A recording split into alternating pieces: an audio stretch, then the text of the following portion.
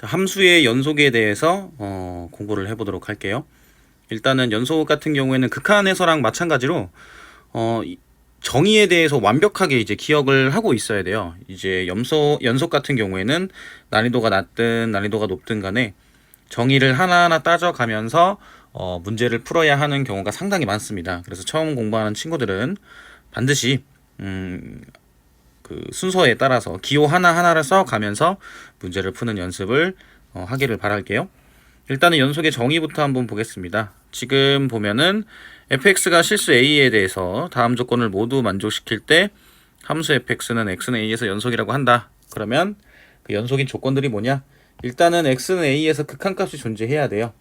그래서 극한값이 존재한다. 그리고 x는 a에서 함수값이 정의되어 있다. 즉 함수값이 존재한다. 그리고 요 두 개가 같아야 됩니다. 극한값과 함수값이 같다. 자, 그래서 이제 연속의 정의가 뭐냐라고 했을 때 극한값이 존재하고 함수값이 존재하고 그 두 개가 같아야 된다. 요 세 단계를 거치시면 돼요. 뭐 1번하고 2번은 순서가 바뀌어도 상관은 없어요. 자, 그러면 이 조건을 만족하는 경우와 만족하지 않는 경우가 이제 그래프를 통해서 어떻게 나타나는지 한번 살펴볼게요. 지금 fx를 먼저 보면 fx x는 1에서 함수값이 정의되어 있죠. 요 점으로 표시가 되어 있고요. 그 다음에 x는 1에서 극한값이 존재하죠. 요 가까워집니다. 그리고 두 개가 그 두 경우가 모두 같아요. 그래서 x는 1에서 연속이 됩니다. 자, gx를 보면은 지금 함수값은 정의가 되어 있어요. 여기. 자, 그런데 좌극한하고 우극한 값이 다르죠. 그래서 극한값이 존재하지 않습니다. 그래서 1에서 불연속이 돼요. 그 다음에 여기 hx 한번 볼게요. 자, 함수값 정의되어 있고요. 극한값이 존재하죠. 요 구멍난 점으로 가까워져 가고 있으니까. 근데 이 두 개가 달라요. 그래서 1에서 불연속이다 라고 생각하시면 돼요. 그래서 연속인 경우와 불연속인 경우의 그래프가 이런 식으로 나타나는구나 라고 생각하시면 돼요. 자, 그 다음에 fx, gx, hx를 이제 다른 형태를 가지고 한번 볼 건데 이 연속의 정의에 따라서 판단하는 과정을 한번 식으로 한번 살펴볼게요. 자, 다음 페이지 보겠습니다. 자, 이렇게 세 개의 함수가 있어요. 지금 fx를 보면 x가 1보다 클 때는 x라고 되어 있고요. 그 다음에 x가 1보다 작거나 같을 때는 x 플러스 1이라고 되어 있죠. 그래서 fx를 먼저 한번 보면 1에 대한 좌극한 이렇게 가고 있으니까 어디에 가까워져 가고 있나요? 2에 가까워져 가고 있고 1에 대한 우극한은 1에 가까워져 가고 있죠. 그러니까 극한값이 존재하지 않습니다. 그래서 불연속이 돼요. 그 다음에 gx 한번 볼게요. gx의 식이 x-1분의 x제곱 마이너스 1은 x가 1이 아닐 때라 그랬고 x가 1일 때는 그냥 1이라고 했어요. 그러면 좌극한하고 우극한을 한번 볼게요.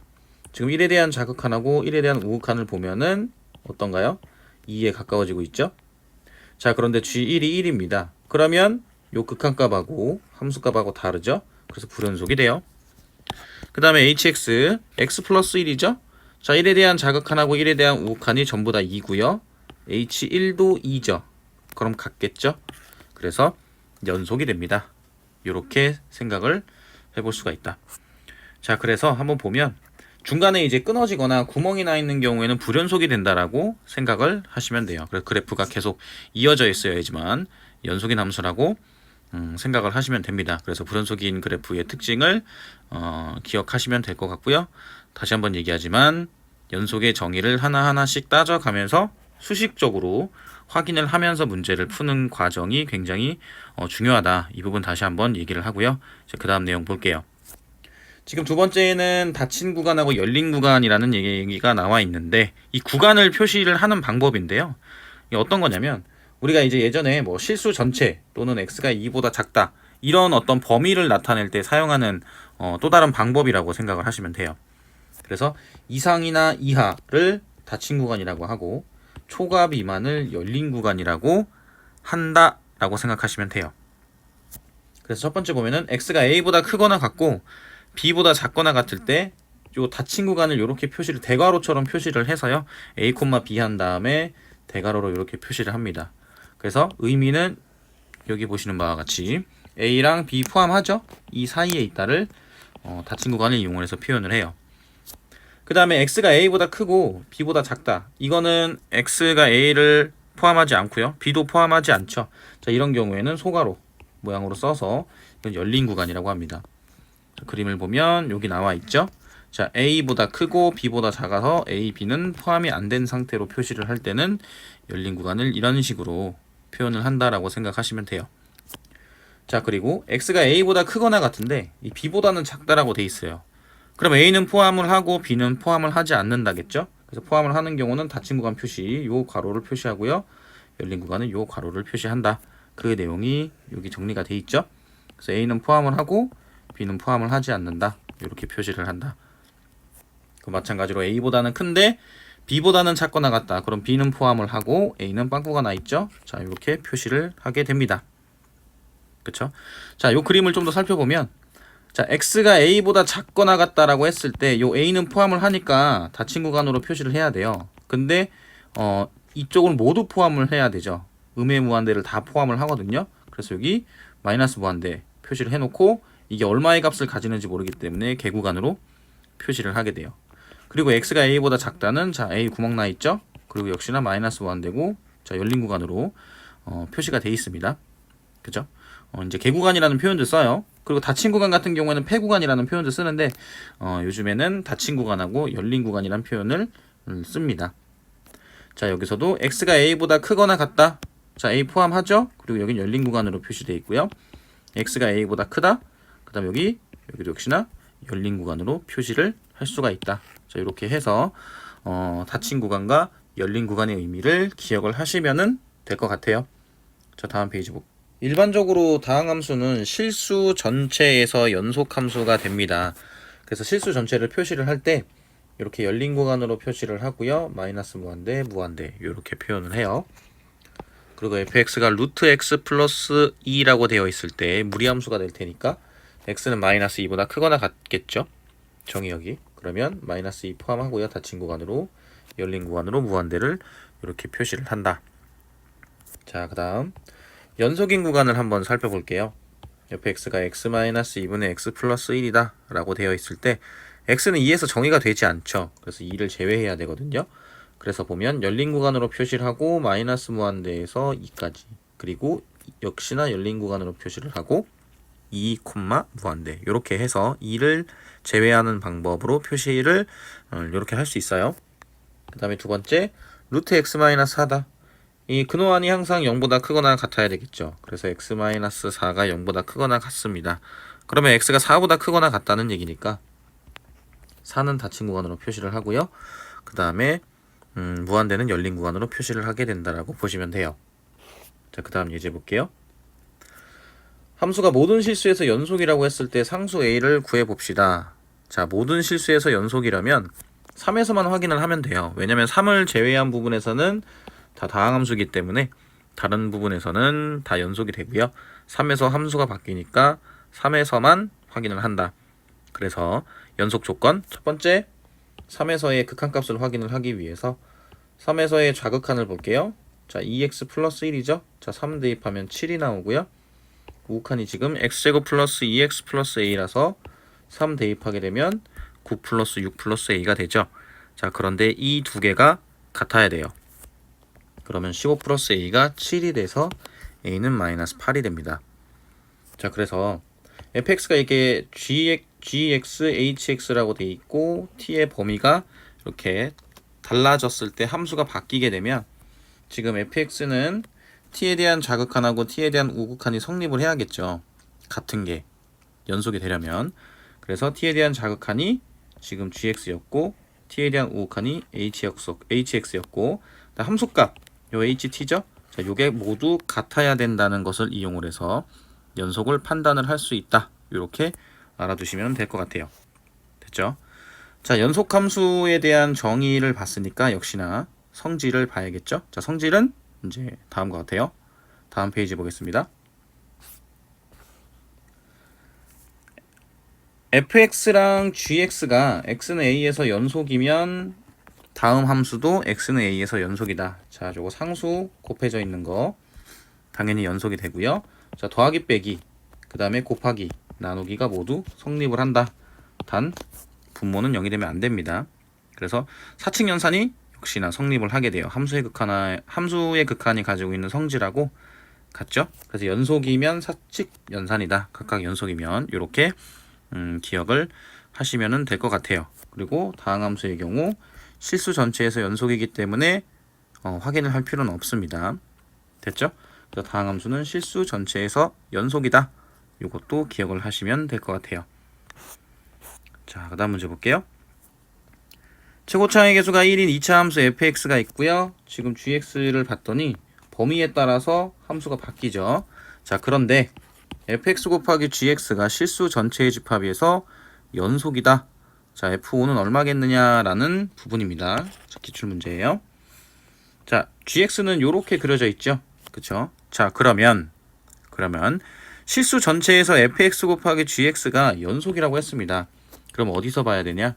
gx가 지금 0하고 2에서 불연속이죠. 그래서 이 부분에서 봐야 돼요.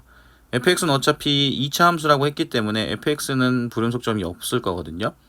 자, 그래서 x가 0에 대한 자극한으로 fx 곱하기 gx를 봤을 때 f0- 그 다음에 gx의 0에 대한 자극한이 지금 얼마인가요? 마이너스 1이죠. 그래서 마이너스 곱하기 f0-인데 fx 같은 경우에는 2차 함수라고 했으니까 극한값하고 함수값이 같을 거거든요. 그래서 마이너스 f0이라고 쓰시면 돼요. 자, 마찬가지로 0에 대한 우극한을 봤더니 f0 플러스고요. gx의 0에 대한 우극한이 지금 얼마예요? 1이죠. 그래서 1 곱하기 f0 플러스가 되고 f0 플러스가 됩니다. 그런데 극한값은 함수값이랑 같죠? fx는 다항함수이기 때문에 그래서 f0이라고 쓰시면 돼요. 그러면 이 두 개가 같아야 되거든요. 그쵸? 그러면 마이너스 f0하고 같아야 돼요. 아, 그러면 f0은 얼마가 되겠어요? 0이 되겠죠. 그죠? 자, 그 다음 페이지 보겠습니다. 자, 마찬가지로 2에서의 극한을 한번 살펴볼게요. 리미트 x가 2에 대한 좌극한으로 갔을 때 fx 곱하기 gx인데 f2-g2-죠. 그쵸? 근데 f2-는 f2로 쓰시면 되고요. g가 g2에 대한 자극한이 마이너스 1이니까 마이너스 f2가 됩니다. 그 다음에 2에 대한 우극한 보게 되면 f2 플러스 곱하기 g2 플러스인데 f2 플러스는 f2랑 같고 g2 플러스는 1이라서 f2가 돼요. 역시나 이 두 개도 같아야 됩니다. 그래서 f2는 얼마다? 0이다. 자, fx가 2차 함수였잖아요. 최고차의 계수는 1이라고 얘기를 했으니까 f0도 0이었고 f2도 0이었죠. 그러면 fx는 x 곱하기 x-2라고 볼 수 있어요. 그럼 f5는 어떻게 될 것이냐? 5 곱하기 3이 돼서 15가 된다는 거죠. 자, 이 예제를 통해서 무엇을 알 수 있냐면, 자, 실수 전체에서 연속인 함수 fx가 있고요. 불연속인 함수 gx가 곱의 형태로 되어 있을 때 이 함수가 실수 전체에서 연속이 되려면 gx가 불연속인 점에서 fx의 함수값이 0이어야 됩니다. 알겠죠? 요걸 좀 기억을 해두세요.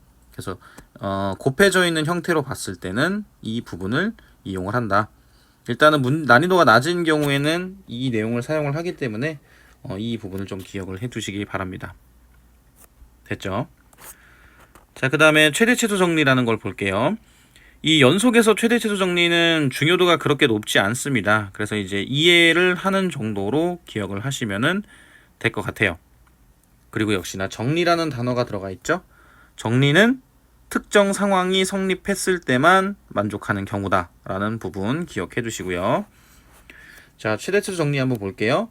자, fx가 닫힌 구간 a, b에서 연속이면 fx는 이 구간에서 반드시 최대값과 최소값을 갖는다는 얘기고요. 그럼 여기서 조건은 뭐냐? 연속이라는 조건입니다. 닫힌 구간에서 연속이면.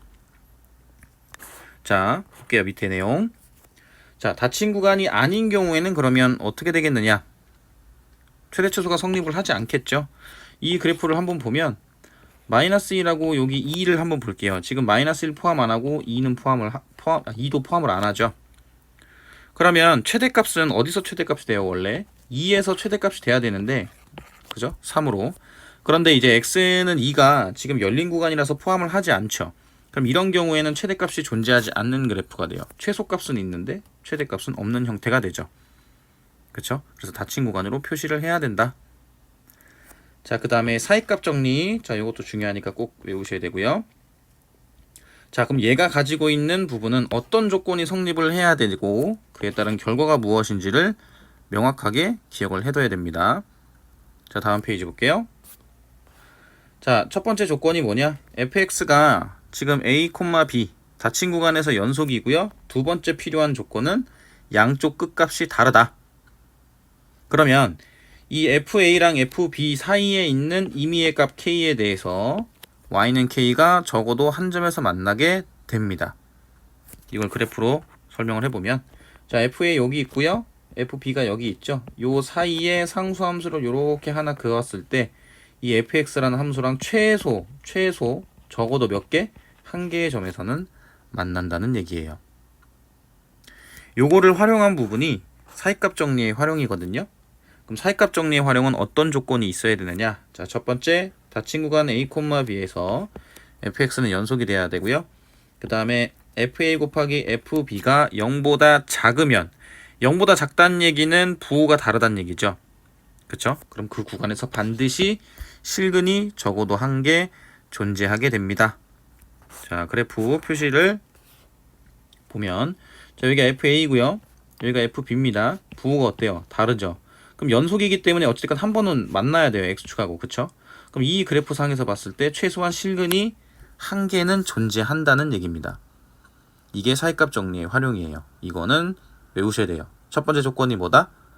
닫힌 구간 a, b에서 fx는 연속이 돼야 된다. 두 번째, fa 곱하기 fb는 0보다 작다. 이 두 조건을 만족을 했을 때 그 구간 안에서 최소한 한 개의 실근이 존재한다. 이렇게 명확하게 외우셔야 됩니다. 자, 이 부분을 어떻게 활용을 하는지 예제를 통해서 확인을 해볼게요. 자, 다음 페이지 보겠습니다. 자, x세제곱 마이너스 3x 마이너스 1은 0의 실근이 열린 구간 1,2에서 적어도 하나의 실근이 가짐을 보입시다. 지금 여기는 열린 구간이라고 돼 있죠. 보통 우리가 수능 문제를 풀 때는 열린 구간에서도 문제를 풀 수 있게끔 내요. 그래서 그 부분 기억하시면 될 것 같아요. 지금 fx가 x세제곱 마이너스 3x 마이너스 1이라고 이렇게 둔다면, 그죠? fx는 연속이겠죠. 다항함수니까. 그러면 f1을 넣어볼게요. f1을 넣으면 1 빼기 3 빼기 1이니까 마이너스 3이어서 0보다 작죠. 그리고 f2 같은 경우에는 2의 세제곱 마이너스 6 마이너스 1입니다. 그럼 1이라서 0보다 크죠. 그러면 1하고 2 사이에서 이 f1은 음수고 f2는 양수니까 곱하면 음수가 돼요. 그러면 1하고 2 사이에서 적어도 한 개의 실근이 존재한다라는 결론을 낼 수 있어요. 그래서 양쪽 끝값을 곱했을 때 음수가 되는 이 부분이 그 사이값 정리에 활용해서 사용되는 부분이라고 생각하시면 됩니다. 다시 한번 말씀드리지만 실제 수능에서는 열린 구간으로 표현을 했을 때도 문제를 풀게끔 그렇게 나온 출제가 되니까 기억을 하시면 될 것 같아요. 자, 그래서 좀 간단하게 알아봤는데 이 연속에서는 아까도 말씀드렸지만 이 개념에서 이 정의와 지금 정리되어 있는 이 정리 두 가지의 정도만 기억을 하시면 될 것 같아요. 나머지는 이제 문제를 풀면서 이 부분을 어떻게 계속 활용을 할 수 있구나라고 연습의 어떤 영역이기 때문에 개념 정리는 최대한 이렇게 한다라고 보시면 될 것 같아요. 자, 이 단원에서 기억해야 될 거, 연속의 정의 아주 중요합니다. 그리고 풀이 전개했을 때 반드시 리미트, 기호, 그 다음에 함수값 요거 하나하나 확인을 해서 습관을 들여야지 나중에 난이도가 있는 문제를 풀 때 이 그 습관을 가지고 문제를 풀거든요. 그러니까 이 부분은 꼭 지켜주셔야 되고요. 그 다음에 연속함수의 성질 각각 연속이면은 사칙 연산이 성립한다. 그리고 최대 최소 정리, 그 다음에 사이값 정리, 그 다음에 사이값 정리의 활용, 요 내용 암기하시고요. 그래서 이렇게 정리를 해주시면 될 것 같아요. 이상으로 함수의 연속 개념 정리를 마치도록 할게요.